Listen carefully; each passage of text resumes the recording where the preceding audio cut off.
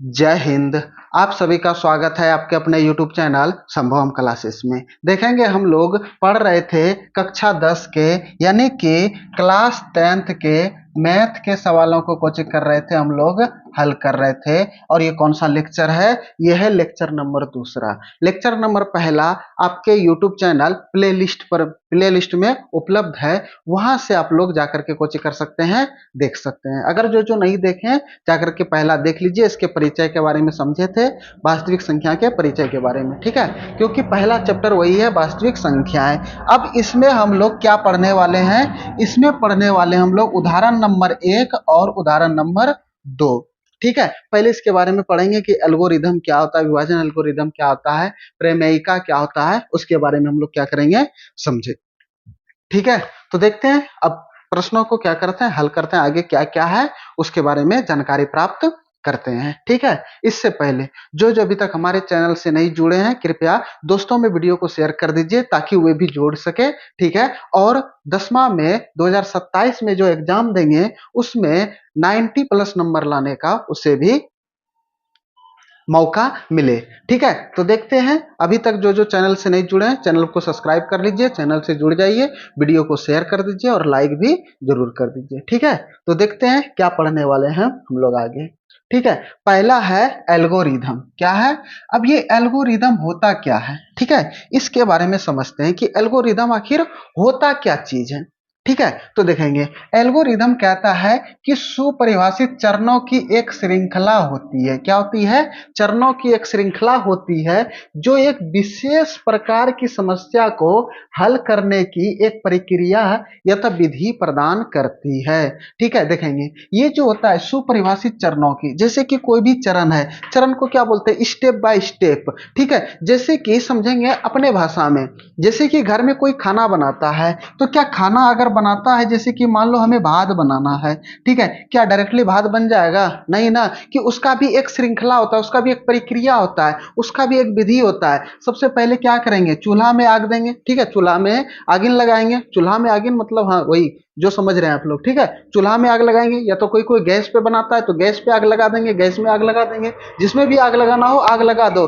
चाहे मैथ में आग लगाना हो पढ़ करके उसमें भी आग लगा दीजिए, कोई दिक्कत नहीं है, ठीक है। तो इसका उसके बाद उसमें क्या धरते हैं? उसके ऊपर बर्तन धरते हैं, या तो कोई हंडी में बनाता है, कोई कुकर में बनाता है, तो उसके ऊपर रख देंगे, ठीक है। जैसे कि मान लीजिए ये स्टोव है, इसमें से आग निकल रहा है इस प्रकार से, ठीक है, और यहाँ पर हमने धर दी एक हंडी, ठीक है। इस प्रकार ये हंडी इस प्रकार से हंडी कहाँ होता है, ठीक है, शायद किसी के घर में होता होगा, ठीक है। इस प्रकार से हंडी धर दिए, फिर उसमें क्या देंगे? पानी देंगे, चावल देंगे, फिर कुछ समय के बाद कोची बन जाएगा, भात बन जाएगा, ठीक है। तो ये एक प्रक्रिया हुआ, कुछ एक विधि दिया, ठीक है। उसी प्रकार सवाल में भी इसी प्रकार से होगा, जो कि उसको हम हल करेंगे, ठीक है, एक विधि के द्वारा, यानी कि स्टेप बाय स्टेप हम उसको कोची करते जाएंगे, हल करते जाएंगे। जिस प्रकार अभी भात बनाने में स्टेप बाय स्टेप किया ना, तो उसी प्रकार हल। क्या कहेंगे कि ये क्वेश्चन है कि 2 जोड़ 2 कर दिया, हो गया 4 डायरेक्टली, ठीक है। उसका भी एक स्टेप होता है कि नहीं, 2 और 2 को जोड़ेंगे तो कितना होगा? 4 होगा, ठीक है। उसी तरह सवाल का सभी का स्टेप बाय स्टेप होता है,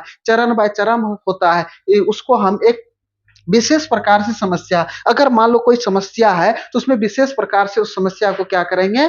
हल करेंगे। कोई दिक्कत यहां तक में नहीं ना? तो एल्गोरिथम समझ गए कि किसको बोलते हैं? ये एक क्या होता है कि सुपरिभाषित चरणों की एक श्रृंखला होती है, ठीक है, जो एक विशेष प्रकार की समस्या को हल करने की एक प्रक्रिया या तब विधि प्रदान करता है, विधि, ठीक है। जैसे कि शादी होता है तो सबसे पहले क्या करता है? डायरेक्टली लड़का लड़की एकदम डायरेक्ट इस पे चढ़ गया, हो गया शादी? नहीं है ना, तो पहले लड़के पक्ष को देखेगा, फिर लड़की पक्ष को देखेगा। जैसे हम लोग के धर्म में, हिंदू धर्म में क्या होता है कि पहले लड़के पक्ष को देखेंगे, अब फिर वो लड़की पक्ष को देखेंगे। अगर दोनों को पसंद हो गया तो आगे सबसे पहला मुद्दा होता है दहेज का, ठीक है, जो कि दहेज लेना और देना दोनों क्या है? कानूनी अपराध है, ठीक है। अब देखते हैं, ठीक है। तो उसी प्रकार कोई भी चीज का एक श्रृंखला होती है, क्या होता है? एक श्रृंखला होती है, ठीक है, और उसको हल करने की एक प्रक्रिया और विधि, उसी को देख देख करके हम क्या करेंगे? हल करेंगे। कोई दिक्कत? तो एल्गोरिदम समझ गए कि क्या होता है, नहीं होता है, ठीक है। अब एल्गोरिदम तो समझ गए, ठीक है। अब समझते हैं हम लोग कौची? प्रमेयिका, ठीक है। अब देखेंगे। अब ये प्रमेयिका क्या होता है इसके बारे में हम लोग कोची करते हैं, समझते हैं। ठीक है, कहता है कि ये एक सिद्ध किया हुआ कथन होता है और इसे एक अन्य कथन को सिद्ध करने में प्रयोग करते हैं। ठीक है, जैसे कि अगर हम यहाँ पे लिखेंगे कि 3 + 2 - 6, ठीक है, एक मान लो कि ये सिद्ध किया हुआ कथन है कि पहले प्लस का क्रिया होगा उसके बाद घटाव का क्रिया होगा, 3 2 5 - 6 बराबर -1। ठीक है, ये मान लो एक सिद्ध किया हुआ है कि इसको जोड़ेंगे घटाएंगे तो -1 होगा, और इसे एक अन्य, जैसे कि मान लीजिए हमने यहाँ पे लिख दिया 4 - 2 + 6, तो पहले 6 और 4 को जोड़ देंगे तो 10 और -2 कितना हो गया 8। इसी को देख करके दूसरे को हम लोग क्या कर रहे हैं, सिद्ध कर रहे हैं। क्या कर रहे हैं, सिद्ध कर रहे हैं। ठीक है, तो वही कह रहा है कि एक सिद्ध किया हुआ कौन होता है, कथन होता है, इसे एक अन्य कथन को सिद्ध करने में क्या करते हैं, प्रयोग करते हैं। जैसे कि पहले हम लोग सवाल बना करके हमको दे दिया है, उसी प्रकार दूसरे टाइप का हम सवाल क्या करते हैं, बनाते हैं कि नहीं, उसी को देख देख करके क्या करते हैं, बनाते हैं। तो प्रेमिका यही क्या है, प्रेमिका मतलब क्या, जो पहले प्यार किया उसी को देख करके हम भी प्यार कर देंगे, नहीं वे वाला प्रेमिका नहीं है, ये मैथ का है। ठीक है, सबसे ज्यादा इसमें इसका वैल्यू पूछा जाता है, एक्स का। ठीक है, अब ये एक्स क्या होता है वे तो आप सभी को बारे में क्या है, पता है, समझ गए, कोई दिक्कत। तो प्रेमिका भी समझ गए कि प्रेमिका क्या होता है, कि एक सिद्ध किया हुआ कथन होता है, इसी को देख करके दूसरे कथन को हम लोग क्या करते हैं, सिद्ध करते हैं। अगर कोई हमारे गांव में एगो कोई भागा है तो उसी को देख करके दूसरा भी भागेगा, इसी को प्रेमिका बोलते हैं नहीं, ये सवाल में देखते हैं। ठीक है, समझ गए कि प्रेमिका किसको बोलते हैं, कोई दिक्कत यहां तक में।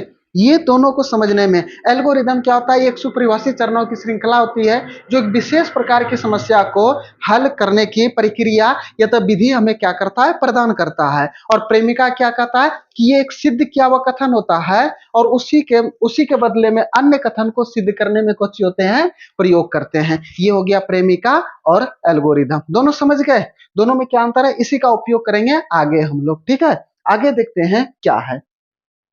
आगे है प्रमेय 1.1। ठीक है, इसका सवाल जो आएगा वे किस में, इसका प्रयोग कहां पर करेंगे उसके बारे में समझते हैं, इसका प्रयोग कहां करेंगे। ठीक है, आप लोग वे वाला सवाल देखे होंगे इसमें किताब में, कौन वाला कि दर्शाइए कि कोई धनात्मक समपूर्णांक 2q+1 या तो 2q+3 के रूप का होता है या नहीं। ठीक है, इस प्रकार से सवाल में, ठीक है, इस प्रकार से सवाल में इसका कोची होगा, प्रयोग होगा। तो समझते हैं सबसे पहले प्रमेय। ठीक है, प्रमेय 1.1 कोची कहता है, यूक्लिड विभाजन प्रमेयिका। यूक्लिड विभाजन, विभाजन का मतलब कुछ होता है, भाग होता है कि ना, विभाजित करना किसी। और प्रेमिका अभी तुरंत तो समझ गए। ठीक है, कि ये एक सिद्ध किया हुआ कथन होता है, इसी को देख करके अन्य कथन को क्या करते हैं हम लोग, सिद्ध करते हैं। ठीक है, और यूक्लिड यानी कि ये गणितज्ञ का नाम है, वैज्ञानिक का नाम है यूक्लिड। ठीक है, इसीलिए इसका नाम कोची रखा है, यूक्लिड विभाजन प्रेमिका, यूक्लिड के नाम से। ठीक है, कहता है कि दो धनात्मक पूर्णांक ए और बी, कितने धनात्मक पूर्णांक, दो धनात्मक। जो जो धनात्मक पूर्णांक के बारे में नहीं समझे हैं वे हमारे लेक्चर नंबर 1 प्लेलिस्ट में उपलब्ध है, वहां से जाकर के देख सकते हैं। सम संख्या, विषम संख्या, पूर्णांक संख्या, ठीक है, पूर्ण संख्या, प्राकृत संख्या, परिमेय संख्या, अपरिमेय संख्या, भाज्य संख्या, ये सभी कुछ बता चुके हैं। जो जो नहीं देखे वहां से जाकर के देख लीजिए। ठीक है, उसमें धनात्मक पूर्णांक, ऋणात्मक पूर्णांक के बारे में बतलाए गए हैं। ठीक है, तो दो धनात्मक पूर्णांक ए और बी दिए रहने पर, क्या क्या दिए रहने पर, ए और बी दिए रहने पर एक ऐसी अद्वितीय पूर्ण संख्याएं क्यू और आर विद्यमान है कि ए बराबर B Q plus R, zero zero से बड़ा कुछ होना, जैसे नहीं समझता है कोई कोई। ठीक है, तो हम इसको क्या बोलेंगे कि जिसका मुहैया जिधर खुला रहता है वही उससे बड़ा होता है। जैसे कि ये 2 हो गया, ये 3 हो गया, इससे ये बड़ा हो गया, क्योंकि इधर मुहैया खुला हुआ है तो ये बड़ा हो गया। यहाँ पे समझ गए। ठीक है, तो ये जो जीरो से बड़ा के है आर, या तो जीरो के बराबर क्या है आर। ठीक है, आर से बड़ा क्या है, इसमें डबल ई आ गया, इसमें ये तो नहीं होगा। ठीक है, ई बेचारा कैसे कहां से आ गया, इसको मिटा पहले, इसको इस तरह से। ठीक है, हाँ ठीक है, वो टाइपिंग करने में हो गया होगा, इधर ऊपर नीचे हो जाता है। ठीक है, उस पे जो भी त्रुटि रहेंगे वो हम टोटल सब कुछ आपको क्लियर करते जाएंगे, उससे कोई दिक्कत नहीं है, क्योंकि हम तो भगवान नहीं है ना कि जो कि सब कोई सही सही करते जाएंगे। ठीक है, टीचर है, इंसान है, कुछ गलत भी हो सकता है, उसके लिए सॉरी। ठीक है, देखते हैं। तो वही कहता है कि यूक्लिड विभाजन प्रेमिका कि दो धनात्मक पूर्णांक ए और बी, कोई दो को धनात्मक पूर्णांक ले लेते हैं ए और बी दिए रहने पर एक ऐसी अद्वितीय, अद्वितीय का मतलब क्या होता है, केवल और केवल उसका क्या गो हल निकलेगा, एगो हल निकलेगा। अद्वितीय का मतलब क्या होता है, केवल और केवल एक हल। ठीक है, पूर्ण संख्या क्यू और विद्यमान है कि ए बराबर बी क्यू प्लस का आर। ठीक है, जैसे कि देखेंगे कैसे समझेंगे, जैसे कि मान लो कि 15 में हमने 3 से भाग दिए तो 3 पचे 15, शेषफल कोची आ गया 0। अब फिर एक संख्या 15 लेते हैं और इसमें 2 से भाग देते हैं, 2 सती 14। ठीक है, 15 में 14 जाएगा तो कितना बचेगा, 1 बचेगा। ठीक है, और थोड़ा सा यहाँ पे और एक बात ध्यान में दीजिएगा कि इसको हम लोग क्या क्या बोलते हैं, इसको बोलते हैं हम लोग भाज्य। क्या बोलते हैं, भाज्य। ठीक है, इसको क्या बोलते हैं, भाजक। क्या बोलते हैं, भाजक। अच्छा, इसको क्या बोलते हैं, भागफल। क्या बोलते हैं, भागफल। बचपन में सीखे होंगे। ठीक है, जब बचपन में जोड़ घटाव गुणा भाग सीखे होंगे तो उसी समय। और इसको क्या बोलते हैं, शेषफल। ठीक है, यानी कि बचपन में सिखाया हो गया कि हेकरा और हेकरा गुना करी हेकरा जोड़ भाई ना इतना पूरी गलो ना समझिए भाग सही छो, आ जो ना पुरलो ना समझिए भाग कोची भे गेलो गलत। इस तरह से हम लोग को क्या करता था, बताता था कि नहीं। ठीक है, हाँ, तो बताता तो था इसी प्रकार से। ठीक है, तो यहाँ भी वही है, कोई दिक्कत नहीं है, कोई भी थोड़ा सा अंतर है। ठीक है, क्योंकि आप 10वां क्लास में चल गए हैं। ठीक है, तो कुछ तो अंतर आएगा ना, कोई अंतर नहीं आएगा, सेम टू सेम रहेगा। ठीक है, इसी को बोलते हैं हम लोग क्या, ए। ठीक है, इसी को बोलते हैं हम लोग ए। ठीक है, इसको बोलते हैं बी। ठीक है, और इसको बोलते हैं क्यू, और इसको बोलते हैं आर। ठीक है, यही है। अब देखेंगे कहता है कि दो धनात्मक पूर्णांक ए और बी दिए रहने पर, देखो ये है ए और ये है बी। ठीक है, मान लो कि दो धनात्मक पूर्णांक है, ये 15 और 3 धनात्मक पूर्णांक है। ठीक है, दिए रहने पर एक ऐसी अद्वितीय पूर्ण संख्याएं क्यू और आर विद्यमान है कि, अच्छा इसको क्यू बोलते हैं और इसको आर बोलते हैं। ठीक है, थोड़ा सा ध्यान दीजिएगा कि ये पूर्ण संख्या कैसे है। ठीक है, अच्छा ये जो 3 से भाग दिए 15 में, 3 पचे 15, शेषफल कितना आ गया 0। अच्छा, अगर हम 15 में भाग देते इससे, किससे, 3 से। ठीक है, अगर हम यहाँ पे खिला देते 3 चौके 12, 5 में 2 गया 3, यानी कि एक बार और खा रहा है, इसका मतलब ये भाग हमारा कौची है, नहीं गलत है। क्या है, गलत हो जाएगा। ठीक है, तो देखो जब भी हम भाग देंगे, जिससे भाग देंगे उससे शेषफल हर हमेशा क्या आएगा, छोटा, हर हमेशा आएगा छोटा। अगर मान लो बड़ा आ रहा है तो इसका मतलब और एक बार खाएगा। ठीक है, तो जब शेषफल बचेगा तो हर हमेशा इससे छोटा आएगा। देखेंगे 3 से छोटा 0 है, 2 से छोटा कितना है, 1 है ना। ठीक है, अच्छा मान लो कि 14 में हम भाग दिए 2 से, तो 2 सती 14, शेषफल कितना आ गया 0। यहां से 2 में 15 में भाग दिए, शेषफल कितना आया 1। 2 से 14 में भाग दिए, शेषफल कितना आया 0। यानी कि हर हमेशा जिससे भाग देंगे वे हर जो शेषफल आएगा वे हर हमेशा क्या आएगा, छोटा। तो इसी को लिखते हैं कि a बराबर बी क्यू प्लस का आर, यानी कि भाज्य बराबर भाजक गुना भागफल जोड़ शेषफल। ठीक है, वही है, यानी कि जब भी हम जिस संख्या से भाग देंगे जो हमारा शेषफल आएगा उस संख्या से हर हमेशा छोटा आएगा। ये बात ध्यान में रखिएगा। ठीक है, अगर बड़ा आ रहा है तो इसका मतलब गलत है, या तो और एक स्टेप खाएगा। ठीक है, समझ गए। तो यही एक अद्वितीय पूर्ण संख्या क्यू आर विद्यमान है कि ए बराबर बी क्यू प्लस का आर, 0 से बड़ा कौन होगा, आर। ठीक है, 0 से बड़ा कौन होगा, आर, या तो आर के बराबर होगा 0। ठीक है, यानी कि इसका कहने का मतलब, इतना सा का कहने का मतलब क्या हुआ कि आर का वैल्यू या तो 0 आ सकता है, या तो आर का वैल्यू 0 से बड़ा आ सकता है। 0 से कौन आ सकता है, बड़ा आ सकता है। ठीक है, यानी कि कभी 0 आएगा तो कभी 1 आएगा, कभी 2 आएगा, नहीं 2 कभी भी नहीं आएगा। अगर 2 से भाग दे रहे हैं तो 2 नहीं आएगा शेषफल। ठीक है, इसका मतलब और एक बार खाएगा। और यहाँ पे कौची कह रहा है, और ये जो आर से हर हमेशा कौन बड़ा होगा, बी।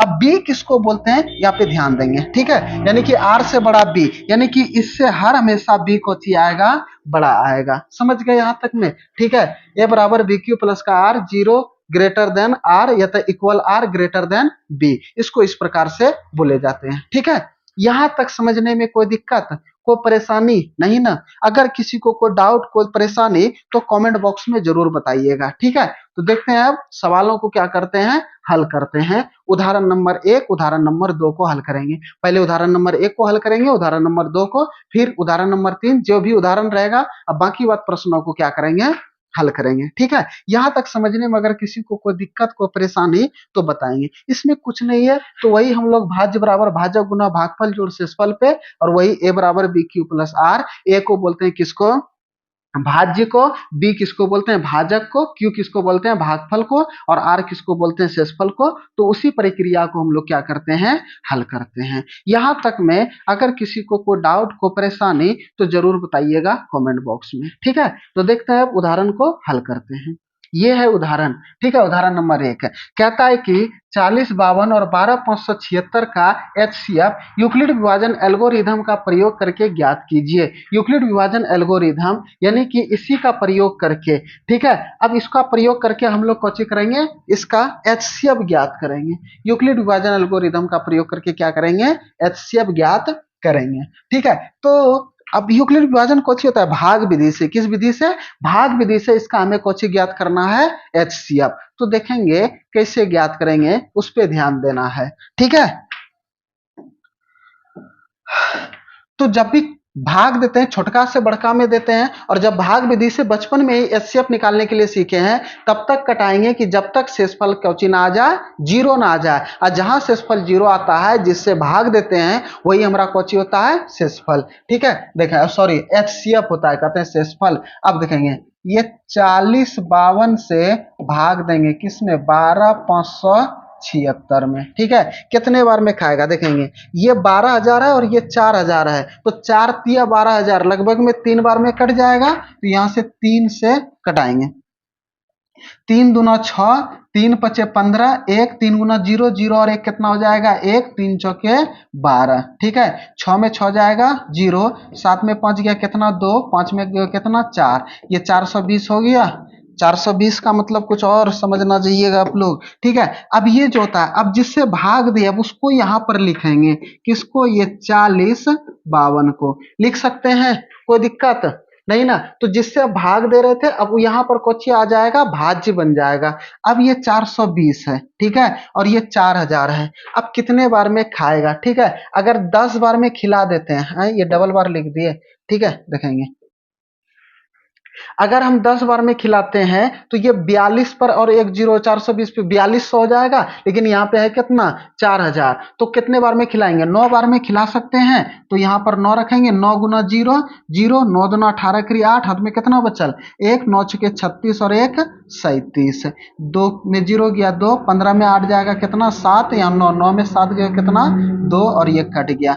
अब ये जिससे भाग दिए यहाँ पर, अब इसको यहाँ पर उतारेंगे, 420 को यहाँ पर, ठीक है? अब देखेंगे, अब यहाँ पे 272 और ये 420 है, 2 बार में नहीं खाएगा, 2 बार में ज्यादा हो जाएगा। तो कितने बार में खिलाएंगे, 1 बार में। तो यहाँ पर 1 बार में कितना हो जाएगा, 272, ठीक है? 10 में 2 गए कितना, 8 होगा हमारा। यहाँ पे 11 में 7 गए कितना, 4, 3 में 2 गया कितना, 1। कहीं गलत तो नहीं हो रहा है, देखिएगा, ठीक है? देखेंगे एक बार में 2, 15 में 8 गए 7, 9 में 7 गए 2, कट गया। एक बार में 10 में 2 गया 8, 11 में 7 गए 4, 3 में 2 गया 1, ठीक है? अब ये 272 वहां पर लिखेंगे, ठीक है? ये 272 कितने बार में खाएगा फिर, और 14 दूना 28, यानी कि यहाँ पे 27 है और ये 14, 2 बार में नहीं खाएगा तो कितने बार में खाएगा, 1 बार में। तो 1 बार में 148 है, कहाँ 148, ये 12 में 8 गए कितना, 4, यहाँ पर कितना बचा, 6, 6 में 4 गयो 2, यहाँ पे कितना बचा, 2 में गयो 1, ठीक है? अब ये 148 क्या करेंगे, यहाँ पर उतारेंगे, ठीक है? देख लेते हैं।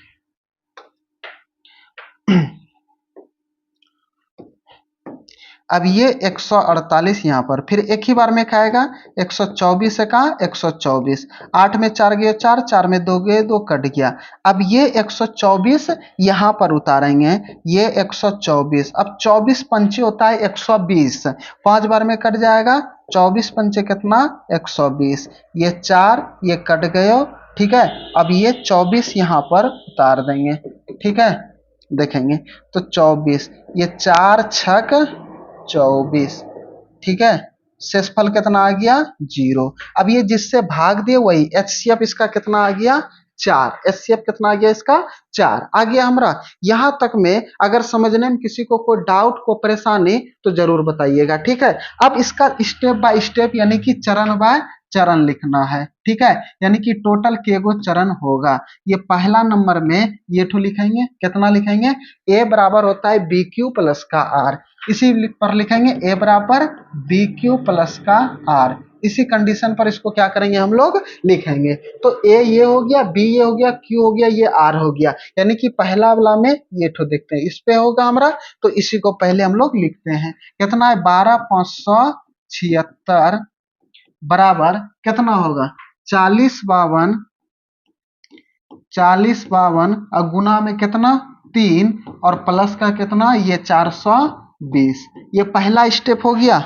अच्छा अब चाहिए दूसरा स्टेप। तो दूसरा स्टेप में कौन कौन सा होगा, ये वाला होगा। ये 40 52 बराबर 420 गुना 9 और बटे का 272, ठीक है। तो ये हो जाएगा कितना 40 52 बराबर कितना हो जाएगा, ये हो जाएगा 420 गुना 9, ठीक है, और प्लस का कितना 272, ठीक है। अब चाहिए तीसरा स्टेप लिखेंगे। तो तीसरा स्टेप में हमारा क्या आएगा उस पर ध्यान देते हैं। ये पहला, ये दूसरा, ये तीसरा। तो ये 420 बराबर कितना आएगा, ये 272 गुना 1, ठीक है, और प्लस का कितना ये 148, ठीक है। ये तीसरा स्टेप हो गया। अब चाहिए हमको कौन सा चौथा स्टेप। तो चौथा स्टेप में कौन सा आएगा, ये पहला, ये दूसरा, ये तीसरा, ये चौथा। यानी कि 272 बराबर 148 गुना 148 गुना 1, ठीक है, और प्लस का कितना 124। अब चाहिए हमें कौन सा स्टेप, पांचवा चरण, ठीक है, यानी कि पांचवा स्टेप चाहिए। तो पांचवा स्टेप कौन सा होगा, ये 148 बराबर 124 गुना 1, ठीक है। ये 148 बराबर 124 गुना 1 और प्लस 148 बराबर 124 गुना 1 प्लस का ये कितना हो जाएगा 24, ठीक है। अब चाहिए हमें कौन सा छठा स्टेप, ठीक है। छठा स्टेप कौन सा होगा, छठा स्टेप ये होगा 124, ठीक है। ये 124 बराबर कितना हो जाएगा, ये 24 गुना 5 और प्लस का कितना हो जाएगा 4।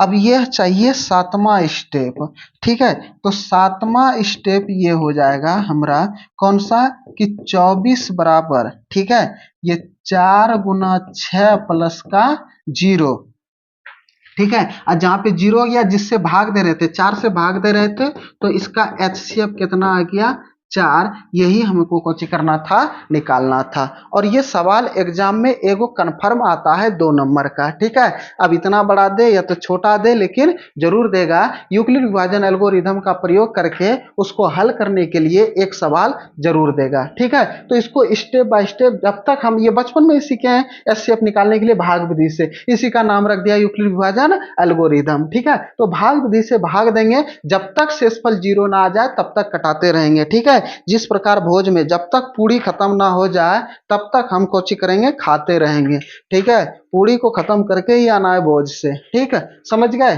तो शेषफल हमारा कितना आ गया 4, ठीक है। यहां तक समझने में अगर किसी को कोई डाउट को परेशानी तो जरूर बताइएगा, ठीक है। अब आते हैं उदाहरण नंबर कौन सा दूसरा, ठीक है, देखेंगे। उदाहरण नंबर दूसरा क्या कहता है, कहता है कि दर्शाइए कि प्रत्येक धनात्मक समपूर्णांक 2q के रूप का होता है तथा प्रत्येक धनात्मक विषम पूर्णांक 2q + 1 के रूप का होता है, जहां q कोई क्या है पूर्णांक है। अच्छा इसमें 2 चीज पूछा है, ठीक है। एक पूछा है सम पूर्णांक और एक पूछा है विषम पूर्णांक। यही 2 चीज पूछा है कि नहीं, ठीक है। अब थोड़ा सा यहाँ पे ध्यान दीजिएगा कि क्या ध्यान देने वाली सी बात है, ठीक है। अब देखेंगे इसमें क्या ध्यान देना है। सम किसको बोलेंगे, जिसमें 2 से पूरा पूरी भाग लग जाए सम, और जिसमें 2 से पूरा पूरी भाग ना लगे वो हमारा कोची होता है विषम, होता है कि नहीं, ठीक है। इतना सा हम लोग को क्या है पता होना चाहिए, ठीक है, सभी को पता होगा। अब देखेंगे कहता है कि दर्शाइए कि प्रत्येक धनात्मक समपूर्णांक 2q, ठीक है, ये होता है 2q समपूर्णांक और ये 2q + का 1, और ये ऑब्जेक्टिव में भी पूछता है, ठीक है। इस टाइप के सवाल को ऑब्जेक्टिव में पूछता है और हर एक साल पूछता है, ठीक है। तो देखेंगे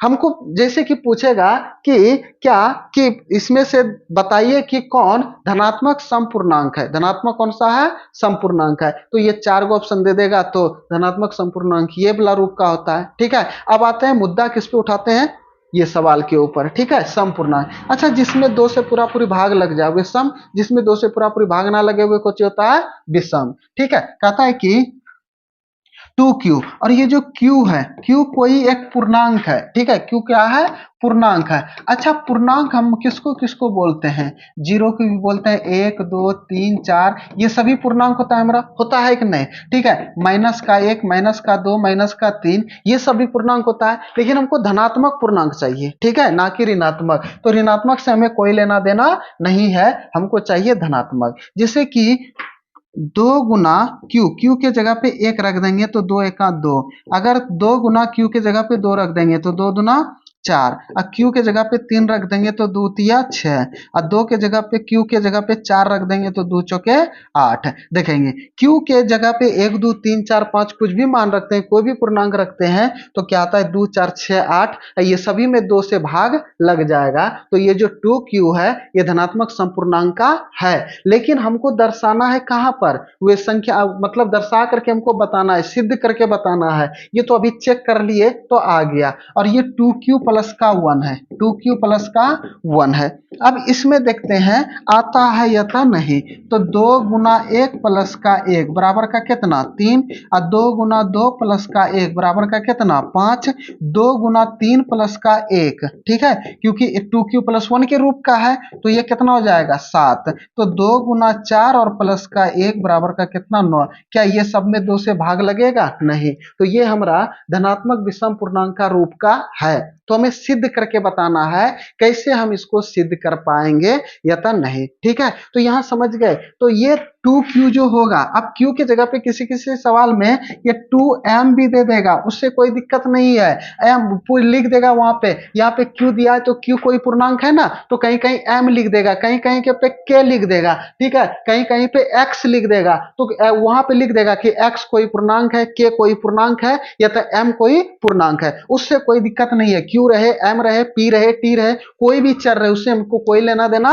नहीं है, बशर्ते हमको सिद्ध करके देखना है कि सवाल में आखिर क्या कह रहा है। ठीक है, उस बात पे हमें क्या करना है, ध्यान देना है। समझ गए, तो यहां इतने सब बतिया आप लोग समझ गए। ठीक है, अब हम सवाल को क्या करते हैं, हल करते हैं। ठीक है, किस प्रकार से इसको हम लोग क्या करेंगे, सिद्ध करेंगे। ठीक है, अब देखेंगे। अब ये जो लिखे हम लोग, ठीक है, यहां से अब हम लोग कोची करेंगे, हल शुरू करेंगे। ठीक है, अच्छा, हल जो शुरू करेंगे उससे पहले यहां पर लिखेंगे, क्या लिखेंगे कि दिए गए 2 धनात्मक पूर्णांक a और b, ठीक है, दिए गए 2 धनात्मक पूर्णांक a और b एक एक ऐसी अद्वितीय पूर्ण संख्या है, ये वाला कंडीशन हमें कोचे करना होगा। दिए गए 2 धनात्मक पूर्णांक a और b दिए रहने पर एक ऐसी अद्वितीय पूर्ण संख्या है q और r विद्यमान है कि, ये वाला कंडीशन आपको लिखना है इस जगह। ठीक है, आपको क्या करना है, लिखना है, तो लिख देते हैं हम लोग। ठीक है, लिखेंगे क्या कि दिए गए 2 धनात्मक पूर्णांक, ठीक है, दिए गए 2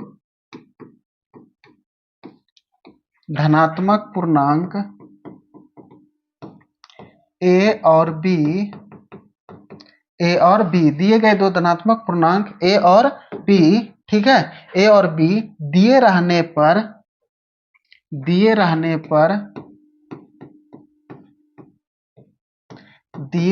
पर ठीक है, एक ऐसी अद्वितीय पूर्ण संख्याएं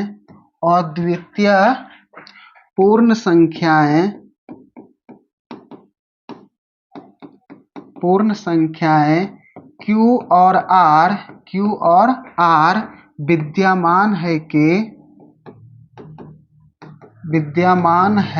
कि, तो यहां पर क्या लिखना है कि a बराबर का ये BQ प्लस का R, उसके बाद लिखना है 0 ग्रेटर देन इक्वल R, इसके ग्रेटर देन B, इतना सा लिखना है। अगर इस टाइप का सवाल दे दिया तो प्रत्येक सवाल में ये कोची करना है, लिखना है एग्जाम में हल करने से पहले। ठीक है, जहां हल शुरू करेंगे तो यहीं से हल शुरू करेंगे। ठीक है, अच्छा अब आपको यहाँ पे क्या करना है, इस पे लाना है। अब इसको देखना, यहाँ पे 2q है और ये 2q प्लस का 1 है। ठीक है, अच्छा इधर हम साइड में आपको थोड़ा सा बता देते हैं पहले। ठीक है, देखेंगे यहाँ पर क्या है कि a बराबर का 2q, सॉरी a बराबर का ये bq प्लस का r। ठीक है, तो यहाँ पर लिख सकते हैं a बराबर का ये 2q, ठीक है, और प्लस का r, इस प्रकार से लिख सकते हैं कि नहीं। अच्छा यहाँ पे देखेंगे b के जगह पे कितना आ गया 2, अगर यहाँ पे 3q रहता तो b के जगह पे कितना आता 3। ठीक है, अगर 4 रहता तो b के जगह पे कितना आता 4। ठीक है, अच्छा जब हमारा b का वैल्यू कितना आ गया 2। ठीक है, अच्छा a बराबर बी क्यू, a बराबर का ये बी क्यू प्लस का r, यही लिखते हैं ना। अच्छा a यहाँ पर रहता है और इसको b और इसको q और इसको r बोलते हैं ना। अच्छा जब भी हमारा r का वैल्यू आएगा ये b से हर हमेशा छोटा आएगा, b से हर हमेशा क्या आएगा, छोटा आएगा। अगर b का मान 2 है तो b का मान अगर 2 है तो r का वैल्यू क्या आएगा, या तो 0 आएगा या तो क्या आएगा 1 आएगा, आएगा कि नहीं। ठीक है, अच्छा अगर b का वैल्यू अगर 3 है तो r का वैल्यू क्या आएगा, 0 आएगा, 1 आएगा, 2 आएगा। क्या कभी भी 3 आएगा, नहीं। अगर 3 आ रहा है तो इसका मतलब एक बार में और भाग लगेगा, लगेगा कि नहीं। अगर 2 आ रहा है यहाँ पर, ठीक है, तो इसका मतलब एक बार में और भाग लगेगा, लगेगा कि नहीं। ठीक है, तो b के जगह पे 2 और r का मान अपने आप निकल जाएगा। जब b का मान पता चल जाएगा तो r का वैल्यू अपने आप आ जाएगा। तो यहाँ पे लिखेंगे, क्या लिखेंगे कि माना b बराबर कितना 2। ठीक है, b बराबर कितना आ गया 2। तो अब यहां पर लिखेंगे कि a बराबर ये बी क्यू प्लस का आर, तो ये a बराबर b के जगह पे 2q प्लस का r। ठीक है, लिखेंगे a बराबर बी क्यू प्लस का r, इसको इक्वेशन नंबर मान लेंगे फर्स्ट। ठीक है, कोई दिक्कत यहां तक में नहीं। इधर समझ गए कि क्या कैसे b का वैल्यू आया या तो नहीं आया। अगर यहां तक समझने में किसी को कोई डाउट को परेशानी तो जरूर बताइएगा कमेंट बॉक्स में। ठीक है, देखते हैं, इसको मिटाते हैं। ठीक है, अब देखेंगे यहां से अब हल करेंगे। अब अगर यहां से हम r का वैल्यू को निकालेंगे तो r का वैल्यू हमारा कितना कितना आएगा, r का वैल्यू आएगा, अगर b का वैल्यू 2 है, ठीक है, यहां पर लिख देते हैं r का वैल्यू। ठीक है, तो b का वैल्यू 2 है तो r का वैल्यू कितना आएगा, 0 आएगा और कितना आएगा 1 आएगा। इसके अलावा कोई और आएगा नहीं। ठीक है, अब यहां से हम लोग सवाल को हल करना कोशिश करेंगे, शुरू करेंगे। इस जगह कर देते हैं, यहां से आप लोग शुरू कर सकते हैं। ठीक है, अब इसमें क्या रे मक्खर। ठीक है, अब देखेंगे, अब यहां से लिखेंगे केस 1, क्योंकि r का वैल्यू 2 गो है तो k को केस बनेगा, 2 गो केस बनेगा। ठीक है, तो केस 1। ठीक है, अब इसमें से केस 1 और r का वैल्यू पहली बार कितना लेंगे 0, r का वैल्यू पहली बार कितना लेंगे 0। अब यहां से लिखेंगे, क्या लिखेंगे कि समीकरण फर्स्ट से, किससे, ये समीकरण फर्स्ट से। अच्छा समीकरण फर्स्ट हमारा कितना है उस पे ध्यान देना है। तो समीकरण फर्स्ट है हमारा a बराबर का ये 2q प्लस का r, यही है समीकरण फर्स्ट ना। तो a के जगह पे a और 2q और प्लस r के जगह पे कितना 0, क्योंकि r का वैल्यू कितना लिए हैं 0, तो r के जगह पे कितना रख देंगे 0। तो ये 2q प्लस 0, किसी भी संख्या में 0 को जोड़ो या तो घटाओ, कोई फर्क पड़ने वाला है नहीं, तो वही आएगा। तो a बराबर का ये 2q। ठीक है, ये आ गया हमारा क्या। अब देखेंगे ये जो 2q है, क्या इसमें 2 से भाग लग जाएगा, 2 से 2 भाग लग जाएगा, क्या आ गया q, और q कोई पूर्णांक है, 1 भी 2 भी हो सकता है, 3 भी हो सकता है, 5 भी हो सकता है, 10 भी हो सकता है, हजारों हो सकता है, उससे कोई दिक्कत नहीं है। क्या इसमें 2 से पूरा पूरी भाग लगा कि नहीं। अच्छा जब इसमें 2 से पूरा पूरी भाग लग जाएगा तो लिखेंगे कि 2q 2 से विभाज्य है। ठीक है, क्या लिखेंगे यहाँ पे कि 2q 2 से क्या है, विभाज्य है, विभाज्य है। अतः 2q एक धनात्मक धनात्मक समपूर्णांक है। ठीक है, धनात्मक समपूर्णांक है। अब देखो, जो हमको धनात्मक समपूर्णांक 2q दर्शाने के लिए बोला था, तो क्या हम दर्शा दिए? वही आया कि नहीं? आ गया हमरा। ठीक है, अब देखते हैं आगे। ठीक है, अब इसको आगे हल करते हैं। अब केस नंबर बनेगा दूसरा। ठीक है, अब केस कौन सा बनेगा? दूसरा। अब यहां से r का वैल्यू कितना लेंगे? 1। ठीक है, और फिर यहां से लिखेंगे कि समीकरण फर्स्ट से। किससे? समीकरण फर्स्ट से। अच्छा, जब समीकरण फर्स्ट से लिखे तो समीकरण फर्स्ट हमरा क्या कहता है? समीकरण फर्स्ट हमरा कहता है कि a बराबर का 2q प्लस का r। तो यहां से लिखेंगे a बराबर ये 2q, r के जगह पे कितना रख देंगे? 1। ठीक है, अब देखो, इसमें 2 से पूरा पूरी भाग नहीं लगेगा। एक एक हमारा कुछ शेषफल बच रहा है कि नहीं? अच्छा, जब शेषफल बच रहा है तो क्या इसमें 2 से पूरा पूरी भाग लगा? नहीं। जब 2 से पूरा पूरी भाग नहीं लगा तो क्या ये हमारा समपूर्णांक होगा? नहीं। तो यहां पर लिखेंगे, क्या लिखेंगे कि 2q प्लस 1। ठीक है, तो 2q प्लस 1। ठीक है, 2 से विभाज्य या तब विभाजित, ये भी लिख सकते हैं। ठीक है, विभाज्य नहीं है, 2 से विभाज्य नहीं है। अतः 2q प्लस 1 एक धनात्मक विषम पूर्णांक है। कौन सा है? विषम पूर्णांक है। ठीक है, इतना सा लिख सकते हैं कि नहीं? ठीक है, यही हमारा क्वेश्चन हो गया, इसका आंसर। हमको दोनों को धनात्मक समपूर्णांक, धनात्मक विषम पूर्णांक देखेंगे। इसको भी दर्शा दिए विषम पूर्णांक में वहां पे, उसको सम पूर्णांक में दर्शा दिए। कोई दिक्कत यहां तक में नहीं ना? कोई परेशानी? देखेंगे उदाहरण 1 और उदाहरण 2 दोनों समझ गए कि किस प्रकार से हम लोग बनाएंगे। यूक्लिड विभाजन एल्गोरिथम से, प्रेमिका से एल्गोरिथम को समझ गए। ठीक है, किस प्रकार से हमको प्रश्नों को हल करना है वे भी समझ गए। ठीक है, अगर आपको वीडियो अच्छे लगते हैं तो दोस्तों में शेयर जरूर कर दीजिए, और अगर चैनल को सब्सक्राइब नहीं किए हैं तो चैनल को सब्सक्राइब जरूर कर दीजिए। ठीक है, तो आज इतना ही। तो फिर मिलते हैं अगले वीडियो में। आप लोग देखते रहिए, हंसते रहिए, मुस्कुराते रहिए। ठीक है, फिर मिलते हैं हम अगले वीडियो में। जय हिंद।